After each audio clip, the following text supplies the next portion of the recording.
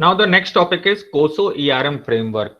ठीक है, तो कोसो एक ऑर्गेनाइजेशन है जिसने कि एक मतलब कह सकते हैं कि ईआरएम को, एंटरप्राइज रिस्क मैनेजमेंट को हम किस तरीके से क्लाउड कंप्यूटिंग में इंप्लीमेंट करें, तो इसके रिगार्डिंग इन्होंने फ्रेमवर्क्स प्रोवाइड किए हैं। ठीक है, तो in response to the growing number of organisations utilizing cloud computing as a viable alternative for meeting their technology needs, the Committee of Sponsoring Organization of the Tradeway Commission (COSO) has published a new thought paper entitled Enterprise Risk Management for Cloud Computing।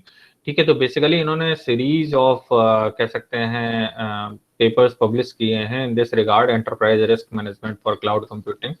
यहाँ मैंने, आप देखिए reference में भी मैंने आपको एक ये कोसो डॉक्यूमेंट दिया है। कोसो ऑर्गेनाइजेशन में डॉक्यूमेंट में जाकर के आप इस पेपर को सर्च कर सकते हैं।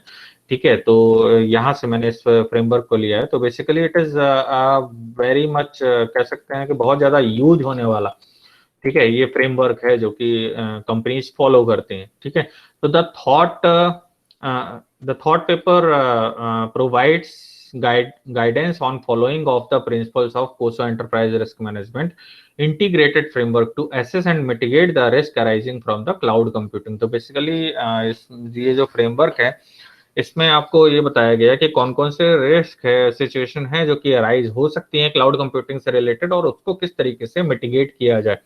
ठीक है, किस तरीके से उनके जो मिटिगेशन स्ट्रेटेजीज हैं उनको इम्प्लीमेंट किया जाए, और जो सिक्योरिटी रिकमेंडेशंस हैं वो सब इन्होंने बताए हैं। ठीक है, तो that you may access enterprise risk management for cloud computing is the latest in the series of COSO paper providing organisations and ERM practitioners guidance on effective risk management. अगर आप भी मतलब फ्यूचर में चाहें तो, अगर ईआरएम एक्सपर्ट बनना चाहें तो you may means follow these papers. Okay, so this is basically framework of कोसो। ओके, तो कोसो फ्रेमवर्क क्या बताते हैं, देखिए क्लाउड ऑप्शंस जो आपके पास अवेलेबल हैं, तो बेसिकली क्लाउड में आप क्या प्रेफर करते हैं, तो you need to map your business processes over cloud, है ना। आप चाहें आप क्या चाहते हैं कि मेरी जो सेल है मैं उसको कहीं से भी ट्रैक कर सकूं, जो प्रोडक्ट डेवलपमेंट है उसको कहीं से भी ट्रैक कर सकूं, ठीक है, जो मैन्युफैक्चरिंग है उसको मैं कहीं से भी ट्रैक कर सकूं, जो डिस्ट्रीब्यूशन है उसको मैं कहीं से भी ट्रैक कर सकूं, ठीक है, या जो प्रोक्योरमेंट एक्टिविटी है उसको मैं कहीं से भी ट्रैक कर सकूं, या पेरोल उसको मैं कहीं से भी ट्रैक कर सकूं। इस वजह से ही आप क्लाउड सर्विस प्रोवाइडर की तरफ जाते हैं। ठीक है, तो basically first need to identify the business processes.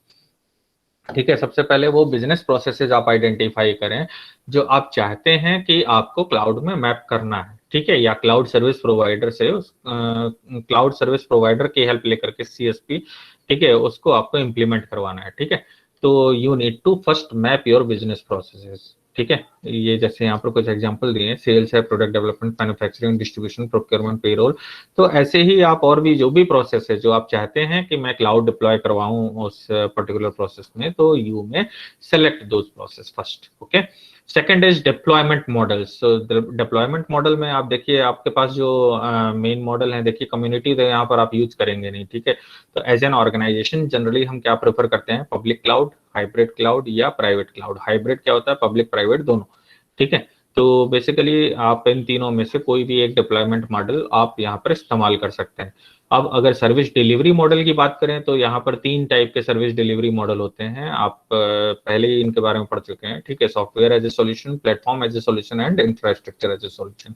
ठीक है, तो किस टाइप की आप जो है सर्विस डिलीवरी मॉडल चूज करना चाहते हैं। ठीक है, तो इन तीनों के बेसिस पर कह सकते हैं कि अपनी प्रोसेसेस, अपने डिप्लॉयमेंट मॉडल और सर्विस डिलीवरी के बेसिस पर आप सेलेक्ट करेंगे कि कौन सा क्लाउड सर्विस प्रोवाइडर मैं चूज करूं। तो you will go for the cloud service, cloud solution. Okay, तो you are a cloud solution candidate and you are looking for a person or you are looking for a company that are providing you the cloud service। okay, सो जैसे आप जब इस तरीके का कोई cloud solution select करें तो basically आपको जो ईआरएम फ्रेमवर्क है ना, तो उसमें क्या क्या पॉइंट्स कंसीडर करने चाहिए। तो ये देखिए कोसो ईआरएम फ्रेमवर्क ने ये कुछ पॉइंट सजेस्ट किए हैं। ठीक है, क्लाउड गवर्नेंस के लिए, आइडियल क्लाउड सोल्यूशन के लिए, कि मुझे जब क्लाउड सर्विस प्रोवाइडर में सेलेक्ट करूं तो कौन सा मेरे लिए बेस्ट होगा। तो ये पॉइंट्स आपको ध्यान में रखने पड़ेंगे जब भी आप क्लाउड सर्विस प्रोवाइडर की सर्च करते हैं। तो ठीक है, इंटरनल एनवायरनमेंट के बारे में देखेंगे, ऑब्जेक्टिव सेटिंग, जैसा अभी मैंने बताया था ना कि आपके ऑब्जेक्टिव और आपके क्लाउड सर्विस प्रोवाइडर के ऑब्जेक्टिव दोनों के सेम होने चाहिए, मैच करने चाहिए, ठीक है। अगर आपका कह सकते हैं आपका ऑब्जेक्टिव है सेफ्टी और जो क्लाउड सर्विस प्रोवाइडर उसका है फीचर्स, तो सेफ्टी और फीचर्स एक साथ नहीं चल सकते हैं, ठीक है। ज्यादा फीचर्स की तरफ आप जाएंगे तो सेफ्टी में कहीं ना कहीं लूपहोल क्रिएट हो जाएगा, ठीक है। तो आपकी कोशिश क्या रहनी चाहिए कि जो आपका ऑब्जेक्टिव है वही आपके क्लाउड सर्विस प्रोवाइडर का भी ऑब्जेक्टिव होना चाहिए, और उस ऑब्जेक्टिव के साथ आप इनलाइन होकर के काम करें, ठीक है।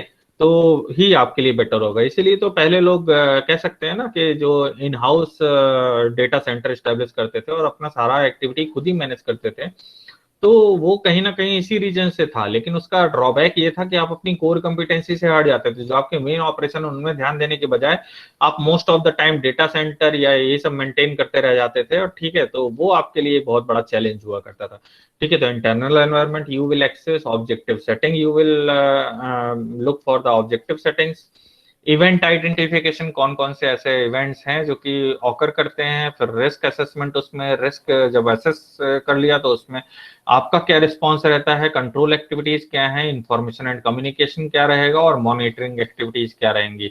तो आप जब भी कह सकते हैं एक क्लाउड सर्विस प्रोवाइडर को सर्च करेंगे तो आप क्या ध्यान में रखेंगे, ये सारे पॉइंट्स ध्यान में रखेंगे, ठीक है। तो इनको अब हम एक एक करके डिस्कस कर लेते हैं, ठीक है। तो दीज आर द कह सकते हैं वो पॉइंट्स हैं जो कि कोसो ईआरएम फ्रेमवर्क में you need to consider to select the ideal cloud service provider, okay, and for a good cloud governance basically, ठीक है। तो first point is the internal environment. So what is internal environment? The internal environment component serves as the foundation for and define the organization's risk appetite in terms of how risk and control are viewed, ठीक है। आप किस तरीके से risk को consider करते हैं और रिस्क को किस तरीके से परसीव करते हैं और किस तरीके से कंट्रोल करते हैं, तो that is your internal environment, ठीक है। वो कुछ कुछ ऐसे भी रिस्क होते हैं ना जो आपको बहुत ज्यादा इम्पैक्ट नहीं करते हैं, ठीक है। अब जैसे मान लीजिए एजुकेशन इंस्टीट्यूशन में रन कर रहा हूँ, ठीक है, तो यहाँ पर हम ऐसा कोई हजार्डस एलिमेंट तो नहीं बना रहे हैं, ठीक है। तो जो कह सकते हैं सेफ्टी और सिक्योरिटी हमारे नॉर्म्स हैं, ठीक है, तो हम बेसिक जो सेफ्टी सिक्योरिटी नॉर्म्स हैं अगर उनको फॉलो करें तो उसी से हमारा काम चल जाएगा। तो बेसिकली हमारा जो ऑर्गेनाइजेशन है उसका इंटरनल एनवायरनमेंट कैसा है, ठीक है, हमारे जो ऑर्गेनाइजेशन से रिलेटेड कौन कौन से रिस्क हैं जो कि ऑकर कर सकते हैं, और उसके रिगार्डिंग हम उनको किस तरीके से कंट्रोल करते हैं, उनको किस लेवल तक हम जो है एकोमोडेट कर सकते हैं, ठीक है। तो वो सारी चीजें क्या कहलाती हैं आपके internal environment. For instance, if management has a policy of not outsourcing any of its operations, there is a culture of risk avoidance. This policy will limit the viable options for cloud deployment and service delivery models, so that the private cloud solutions might be the only acceptable alternative, ठीक है। जैसे ये एक example बता रहे हैं कि अगर आपका मैनेजमेंट काफ़ी कह सकते हैं कि उनका ओपिनियन है कि हम अपने कोई भी ऑपरेशंस आउटसोर्स नहीं करेंगे। जैसे मैंने बताया ना कि पहले के लोग इंट्रानेट बेस्ड ईआरपी सॉल्यूशन क्यों प्रेफर करते थे, safety security point of view से, ठीक है। They don't rely any other third party, ठीक है। आज के टाइम में आप देखिए बिजनेसेस भी जो हो गए हैं, ठीक है, स्विगी और जोमेटो या इन्हीं का आप एग्जांपल लीजिए, ठीक है, क्योंकि ये आपके ज़्यादा क्लोज हैं और आप जनरली इनको डेली लाइफ में देखते रहते हैं। तो आज से अगर कुछ साल पहले, जैसे क्योंकि इनका मैं बेसिक ऑपरेशन जो देख रहा हूँ 3-4 साल में ये कंपनीज ग्रो हुई हैं, ठीक है। सबसे पहले स्विगी ने स्टार्ट किया था और उसके बाद धीरे धीरे बहुत सारे कंपटीटर आ गए इंडियन मार्केट में, ठीक है।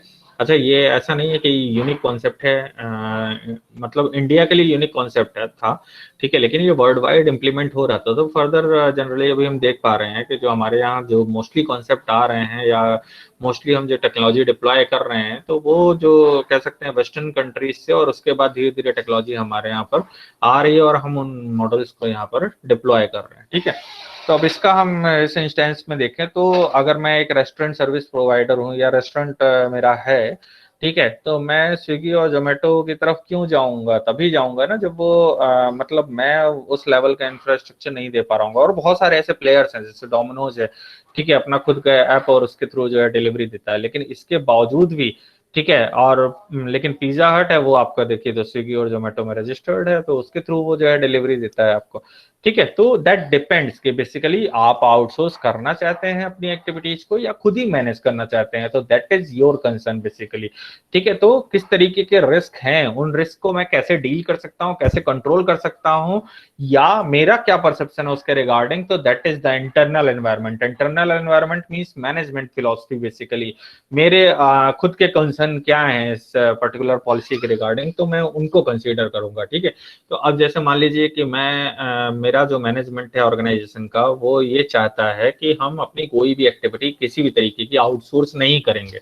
ठीक है, जो भी डेवलपमेंट होगा वो खुद होगा। इस तरीके का रिस्क अवॉइडेंस जो कल्चर है वो हम इस्तेमाल करते हैं। ठीक है, तो अब इस केस में अगर आपको क्लाउड सर्विस प्रोवाइडर चूज करना है तो you will prefer the private cloud solution.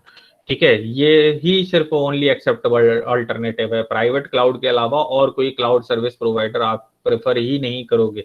तो दैट इज मतलब कह सकते हैं एक कंस्ट्रेंट है जो आपके इंटरनल एनवायरनमेंट से रिलेटेड है, क्योंकि आपका मैनेजमेंट, ठीक है, अल्टीमेटली देखिए जो जो भी फिलोसफी है, रिस्क मैनेजमेंट, क्वालिटी मैनेजमेंट, ठीक है, बिना मैनेजमेंट कमिटमेंट के पूरी नहीं हो सकती, क्योंकि अल्टीमेटली इन्वेस्टमेंट उन्हीं को करना है।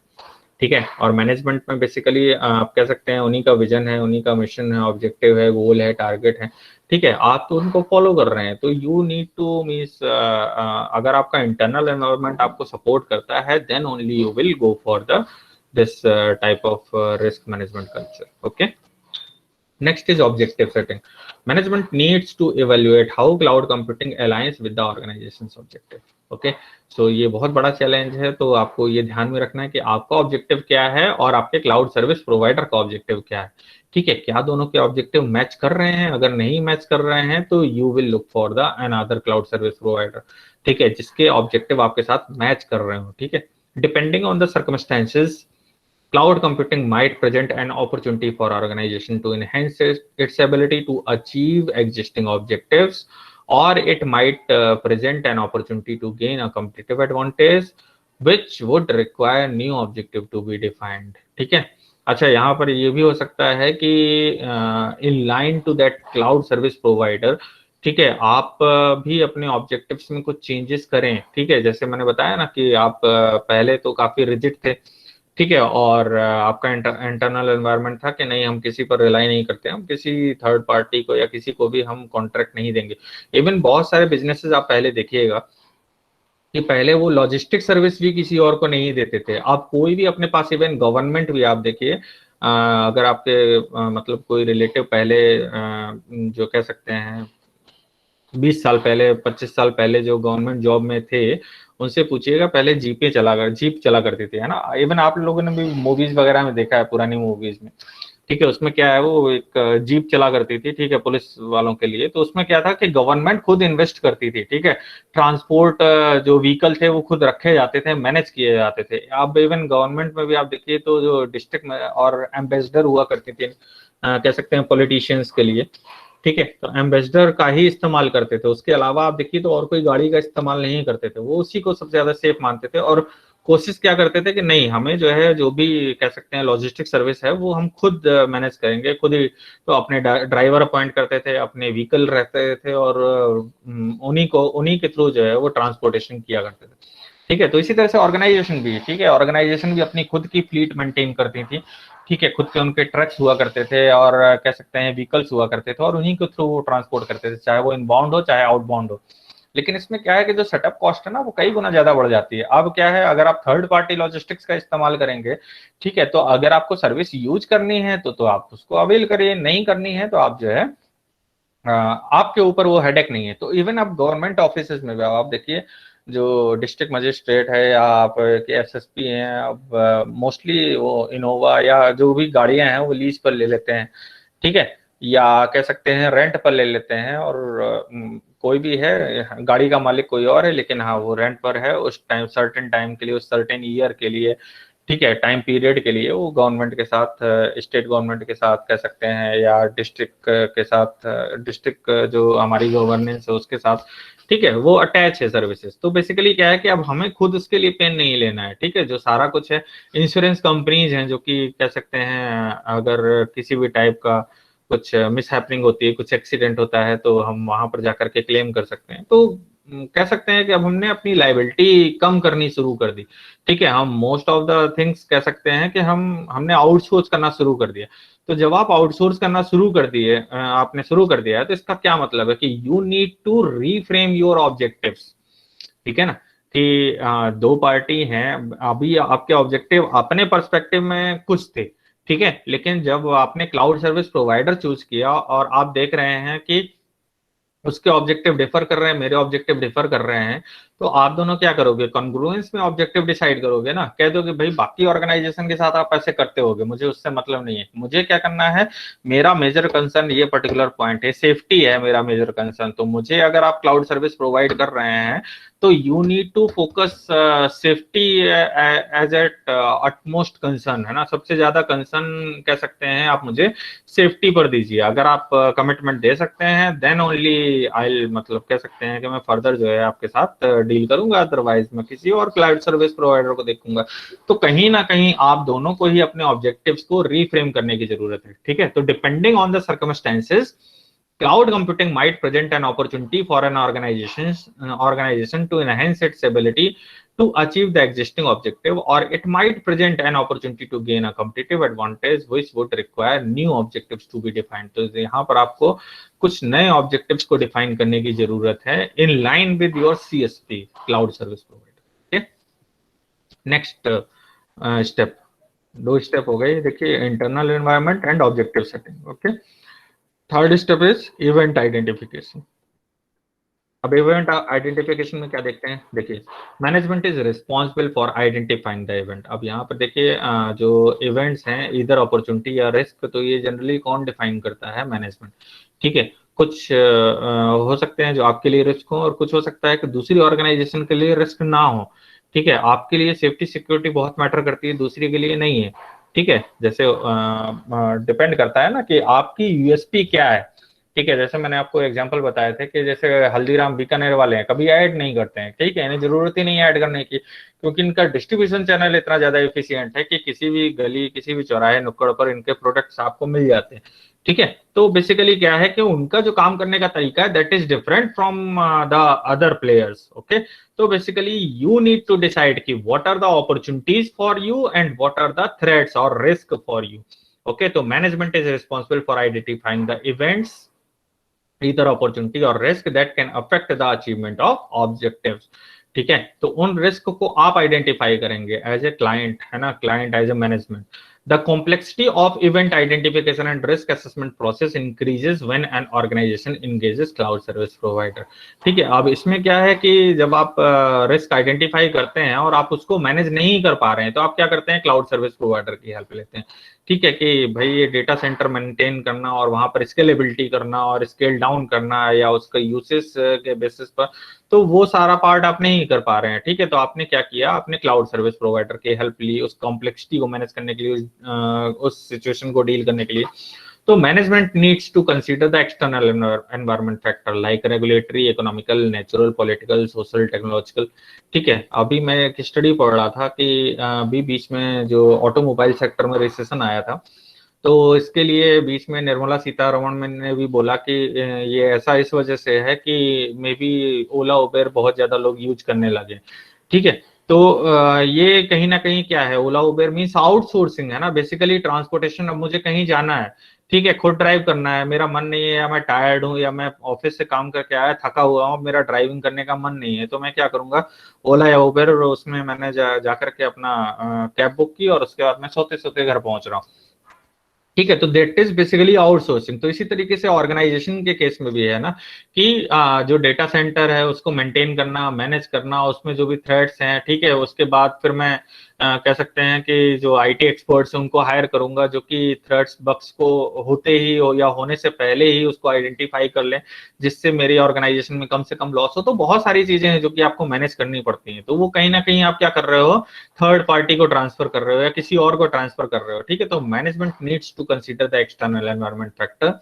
ठीक है, कौन कौन से एक्सटर्नल एनवायरमेंट फैक्टर है, regulatory factors are there, economic factors are there, natural factors are there, political factors are there, social, technological factors are there, ठीक है, ये सभी आपने पेस्टल एनालिसिस में पढ़े होंगे, ठीक है। तो as well as organisations internal factors, internal factor कौन कौन से हैं, ऑर्गेनाइजेशन कल्चर है, पर्सनल मींस कौन कौन से लोग हैं जो आपके यहाँ काम कर रहे हैं, फाइनेंशियल पर्सपेक्टिव में क्या है, health perspective, financial health perspective में क्या क्या है, as a part of the process when identifying and assessing the risk event. तो जब भी आप रिस्क एनालिसिस करते हैं या बिजनेस इंपैक्ट एनालिसिस करते हैं तो उसमें क्या देखते हैं कि कौन कौन से रिस्क हैं जो कि ऑकर कर रहे हैं, चाहे वो नेचुरल हो चाहे वो असाइनेबल हो, और वो किस किस सिनेरियो में ऑकर करते हैं, तो इन सबको आपको कंसीडर करने की जरूरत है, ठीक है। तो पहला आपने क्या किया कि आपने अपना इंटरनल एनवायरनमेंट, अपने आप को खुद सेल्फ इवेल्युएट किया कि मैं अभी किस पोजीशन पर हूँ, ऑब्जेक्टिव क्या है, किस तरीके से मैं क्लाउड सर्विस प्रोवाइडर के साथ अपने ऑब्जेक्टिव को इनलाइन कर सकता हूँ। और तीसरा स्टेप है कि इवेंट आइडेंटिफिकेशन, किस किस सिनेरियो में रिस्क हो सकता है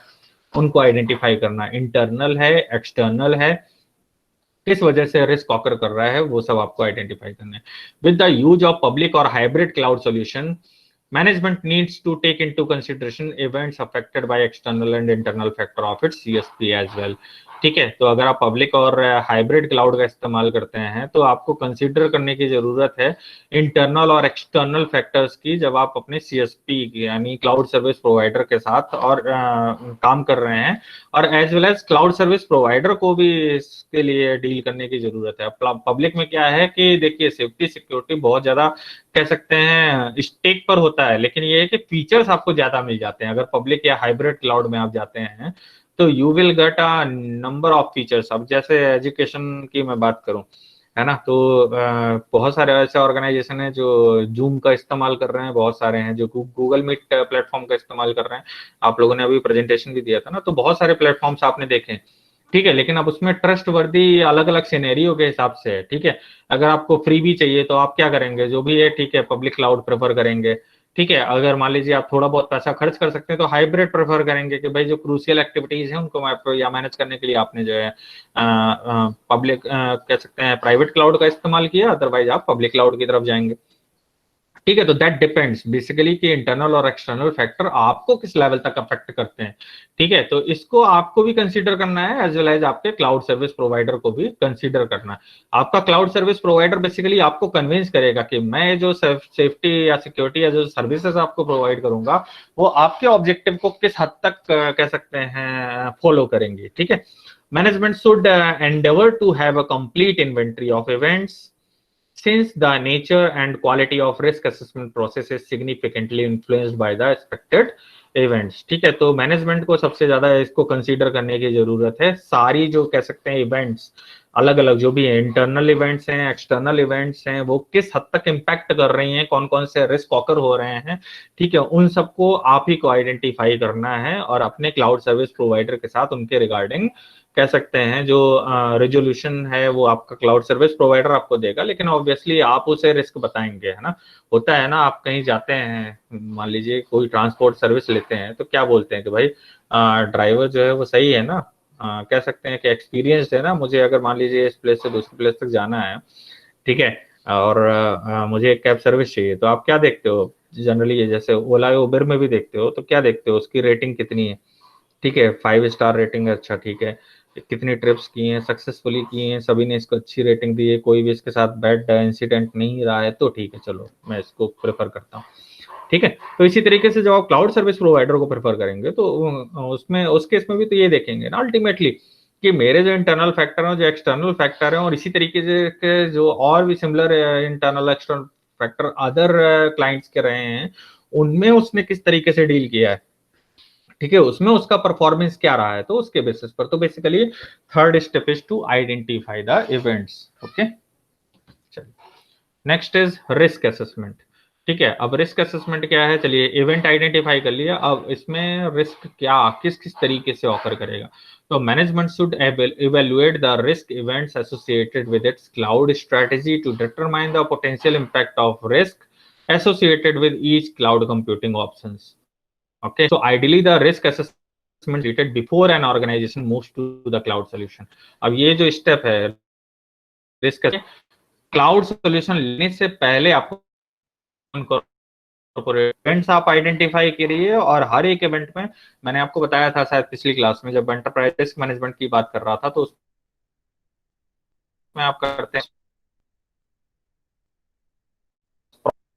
प्रोसेस क्या है, और उसको इतना ऑप्टिमाइज करते जा रहे हैं कि हर एक इवेंट, हर एक एक्टिविटी और हर एक प्रोसेस, कह सकते हैं सब प्रोसेस प्रोसेस वो सारी आप वहां पर मैप कर लो। इसको वर्क ब्रेकडाउन स्ट्रक्चर बोलते हैं, ठीक है। और उसके बाद उससे रिलेटेड जो भी रिस्क एसोसिएट हो रहे हैं उनको आप उसके सामने लिख लें, ठीक है।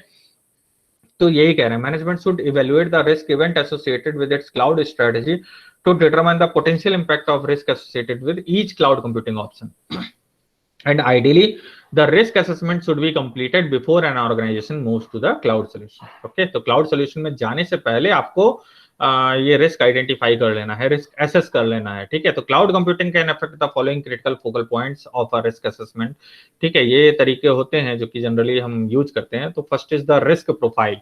रिस्क प्रोफाइल क्या होता है? An organisation risk profile encompasses the entire population of risk it might manage, ठीक है। कौन कौन से रिस्क हैं जो कि आप कंसीडर करते हैं, किस किस रिस्क सिनेरियो में। अब रिस्क सिनेरियो में भी आप देखिए तो रेटिंग होती है, ठीक है। अभी इसमें मैंने रिसेंटली लेक्चर लिया था quality tool kit for management, ठीक है। तो उसमें मैंने आपको एक कह सकते हैं जो ये रिस्क वाला पार्ट है वो अभी कवर किया है, तो इसको जरा आप एक बार उसके लेक्चर देखिएगा, ठीक है। तो an organisation risk profile encompasses the entire population of risk it must manage, ठीक है। तो you need to manage a profile, ठीक है। पीडीपीसी चार्ट के बारे में भी मैंने बताया था, ठीक है। तो उसको भी आप को यहाँ पर कंसीडर करना चाहिए। तो when a cloud solution is adopted, ठीक है, an organisation risk profile is altered due to changes in the likelihood of risk and the potential impact of risk and the inclusion of a subset of CSP risk universe. CSP is the cloud service provider, refers to the risk profile impact of CSP cloud service provider and fellow cloud tenant discussion at the end of this section. तो basically जब आप risk profile करते हैं तो किस तरीके से करते हैं? इवेंट लिखेंगे जो कह सकते हैं इवेंट से रिलेटेड एसोसिएटेड रिस्क हैं उनको आप लिखेंगे, और उसका कह सकते हैं कितना इम्पैक्ट पड़ेगा, उसकी रेटिंग क्या है, ठीक है। उस रिस्क का ऑकरेंस कितना है, ठीक है, सीवियरिटी कितनी है, ऑकरेंस कितना है, ठीक है। तो ये सारी चीजें आप क्या करेंगे अल्टीमेटली वहां पर मैनेज करेंगे, ठीक है। देखेंगे उसकी फ्रीक्वेंसी नोट करेंगे, ठीक है।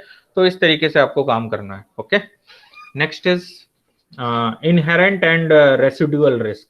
इनहेरेंट एंड रेसिडुअल रिस्क में क्या है? An organisation must access the inherent risk of the events, then develop the risk response and determine the residual risk. Inherent क्या है? जो कि हमारे कह सकते हैं किसी पर्टिकुलर काम करने में ही इन्वॉल्व है। जैसे केमिकल फैक्ट्री है तो केमिकल फैक्ट्री में केमिकल से डील करना है, या केमिकल पेट्रोकेमिकल, जैसे मैंने माइनिंग का आपको एग्जांपल दिया था कि जब माइनिंग करते हैं तो अक्सर ही आप देखते हैं कि वो कार्बन मोनोऑक्साइड कहीं पर है ना ब्लास्ट हो गया और वहां पर कार्बन मोनोऑक्साइड इतनी मात्रा में इमर्ज हो गई कि आपको वहां से भागना पड़ता है, या कभी कुछ इंसिडेंट हो जाता है, कभी जमीन धस गई या कुछ हो गया, ठीक है। तो अलग अलग जो भी इवेंट्स हैं, अभी ये क्या है? इनहेरेंट रिस्क है। इनहेरेंट मीन्स आपके वर्क के साथ ही एसोसिएटेड है, ठीक है। आपको उनको उनको तो डील करना ही करना है। और रेसिडुअल रिस्क क्या है? जो अदर रिस्क कह सकते हैं, other associated risk comes under the category of residual. Residual risk कह सकते हैं रेसिड्यू, एक तरीके से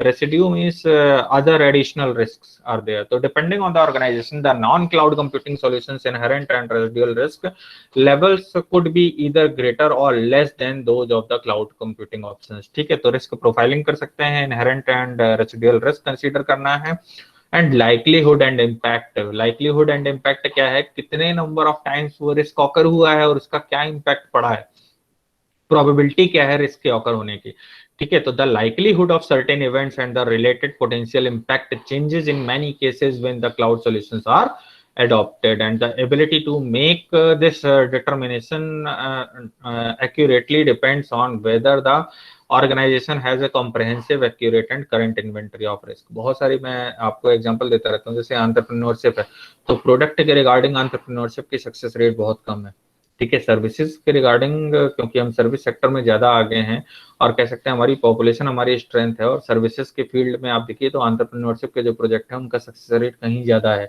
इसी तरीके से ईआरपी सिस्टम, जो ट्रेडिशनल ईआरपी सिस्टम हुआ करते थे ना इंटरनेट बेस्ड, उनका सक्सेस रेट बहुत कम है, ठीक है। क्यों? आपने देखा कि मेरे पड़ोसी ने या अदर कंपटीटर ने अप्लाई किया ईआरपी, आप भी चले गए, लेकिन इतना इन्वेस्टमेंट हो गया कि आपकी ऑर्गेनाइजेशन ही डूब गई, ठीक है। तो फाइनेंशियल आप कह सकते हैं बर्डन आप नहीं झेल पाए, तो ये भी हो सकता है। तो लाइकलीहुड एंड इम्पैक्ट, जो भी रिस्क हैं आपकी ऑर्गेनाइजेशन से एसोसिएटेड, उनकी क्या फ्रीक्वेंसी है, ठीक है, कितना पीरियोडिसिटी में वो कह सकते हैं ऑकर करते हैं और उनका क्या इम्पैक्ट पड़ता है, तो that must be noted there. Okay, in some situations management will not have access to all the required information related to the CSP's internal control environment. Consequently certain assumptions will have to be made in order to complete the risk assessment. अच्छा, अब जब risk assessment करने जाते हैं तो आपको कुछ assumption भी लेकर के चलना पड़ता है। एजम्पशन क्या है, अगर ऐसा हो गया तो, है ना। तो अभी जैसे ये पैंडेमिक ऑकर हुआ, तो पैंडेमिक के बाद अब देखिए, तो अब जो कह सकते हैं एजुकेशनल इंस्टीट्यूशन में जो चेंजेस आया, अभी ऑनलाइन एजुकेशन चल रही है, ठीक है, लेकिन आगे आने वाले टाइम में अब देखिएगा कि ऑनलाइन कंटेंट भी डेवलप होगा, है ना। साथ के साथ ऑनलाइन कंटेंट के साथ साथ आप देखिए तो जो क्लासरूम है, ट्रेडिशनल क्लासरूम टीचिंग है, वो भी चलेगी, ठीक है, लेकिन जहां पर जो भी एप्लीकेबल होगा वो उस तरीके से काम करेगा, ठीक है। तो बेसिकली अब सिनेरियो ही चेंज हो गया। तो इसी तरीके से रिस्क असेसमेंट, जो डिफरेंट डिफरेंट रिस्क सिनेरियो हैं और उनको डील करने का तरीका है, तो एक सर्टेन टाइप ऑफ रिस्क अगर ऑकर करता है तो उसके बाद जो सिनेरियो होता है वो लगभग चेंज हो जाता है, ठीक है। उसको डील करने के बाद जैसे कह सकते हैं कोई क्राइम होता है, तो क्राइम होने के बाद जो भी पर्टिकुलर तरीके से क्राइम हुआ है, केस बनता है, तो केस के बाद होता है ना कि आप कुछ सर्टेन लॉ अमेंड करते हैं, ठीक है। तो इसी तरीके से रिस्क के साथ भी है कि कुछ एक पर्टिकुलर इंसिडेंट हो गया तो अब उसके रिस्पॉन्स में फिर फर्दर कुछ ना कुछ चेंजेस जरूर देखने को मिलते हैं, ठीक है।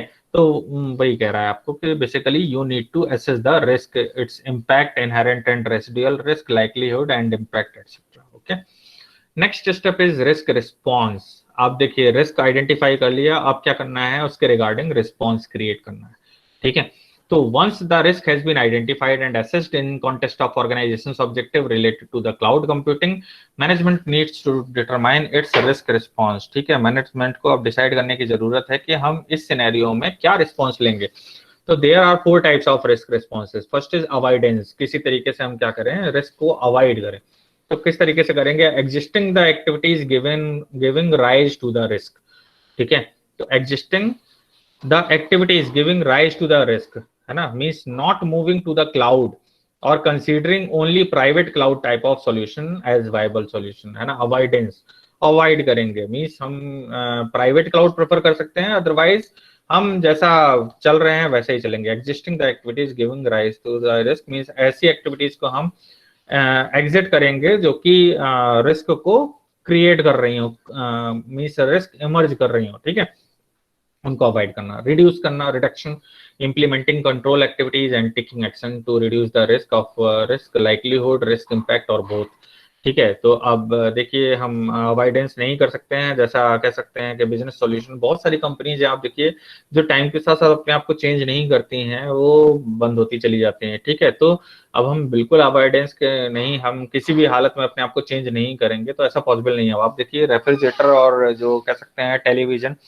एक टाइम पर ये समझा जाता था कि टेलीविजन और रेफ्रिजरेटर जो है ना, ये ऐसे प्रोडक्ट हैं जो जिनमें टेक्नोलॉजी में कोई चेंज नहीं आ रहा है, ठीक है, जो है बस ठीक है, वही टेलीविजन में सीरियल आ जाएंगे, वही आप कह सकते हैं मूवीज आ जाएंगी और उन्हीं को आपको देखना है, एंजॉय करना है, ठीक है। बस ये है कि उसकी फ्रीक्वेंसी बढ़ती चली जा रही थी, लेकिन फिर अचानक से देखिए अब स्मार्ट टेलीविजन, फिर अल्ट्रा एचडी और कह सकते हैं कर्व्ड और बहुत सारे कह सकते हैं टेलीविजन सेट आने लगे, ठीक है, और जिनकी कीमत कह सकते हैं कई लाखों में है। इसी तरह से कैसे रेफ्रिजरेटर में आईओटी इनबिल्ड करके और तमाम तरीके के नए नए फीचर्स इनबिल्ड करके अब उसमें भी चेंजेस आ रहे हैं, ठीक है। तो जो ट्रेडिशनल तरीके से आप काम कर रहे हैं, तो अगर उसको टाइम के साथ अगर आप चेंज नहीं करेंगे तो that must be a risk. तो रिडक्शन, तो इम्प्लीमेंटिंग द कंट्रोल एक्टिविटी, तो कंट्रोल एक्टिविटी के साथ आप क्या करें, उसे इंप्लीमेंट करें, and taking the action to reduce the risk likelihood and risk impact both, ठीक है। तो रिस्क की प्रोबेबिलिटी को कम करना है और रिस्क के इम्पैक्ट को कम करना है, या दोनों को कम करना है, you need to decide upon that, ठीक है। Next is sharing. शेयरिंग क्या होता है कि जो आपकी सप्लाई चेन है उसमें जो सारे प्लेयर्स हैं, तो सभी के साथ हम रिस्क को बांट लें, ठीक है। तो reducing risk likelihood and risk impact of transferring और otherwise sharing a portion of risk means buying insurance, ठीक है। अब इंश्योरेंस क्या है, इंश्योरेंस में यही तो है ना कि आपने किसी थर्ड पार्टी के साथ अपने जो रिस्क है उसको बांट लिया कि आप एसेट का कराते हैं ना, दुकान मेरी जल गई तो क्या होगा, है ना, तो उसने बताया कि अगर आग से जलेगी ये होगा वो होगा। इवन अब तो बहुत सारी ऐसी ऐसी पॉलिसीज भी आने लग गई हैं जिसमें सुसाइड भी कवर है, ठीक है।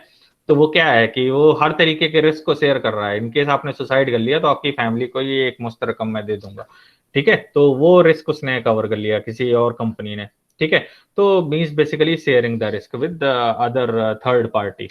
And next is the acceptance. Acceptance क्या है? Taking no action to affect risk livelihood और इम्पैक्ट, है ना। फॉर एग्जाम्पल अब इसको आपने अपनी नियति मान लिया है ना कि ये जो था मेरी किस्मत में ही था, तो टेकिंग नो एक्शन, मैं कुछ नहीं करूंगा, ठीक है, ये सब भगवान की मर्जी है, जो होगा देखा जाएगा। तो for example when an organisation does not have direct ability to manage the control of its CSP, the organisation is accepting an increase level of inherent risk, ठीक है। जैसे अब इसको मैं देखूं, जूम प्लेटफॉर्म इस्तेमाल किया लोगों ने, अब जब उनका डेटा चोरी होना शुरू हो गया, ठीक है, और बहुत सारी चीजें हो गई, तो यही हुआ कि ठीक है अभी तक जो चला गया था डेटा चला गया है, अब आगे काम देखते हैं, तो अब हम उससे स्विच कर जाते हैं, ठीक है। तो दैट इज एक्सेप्टेंस कि जो रिस्क हुआ वो होने दीजिए, ठीक है। Next, with the most hybrid and public cloud solution, management relies on the third-party manager managed controls, and this reduces risk management ability to mitigate the risk directly. Okay, and this implies that the level of inherent risk will be increased with the adoption of most CSP solution, and as a result of managed will likely need to increase its risk appetite.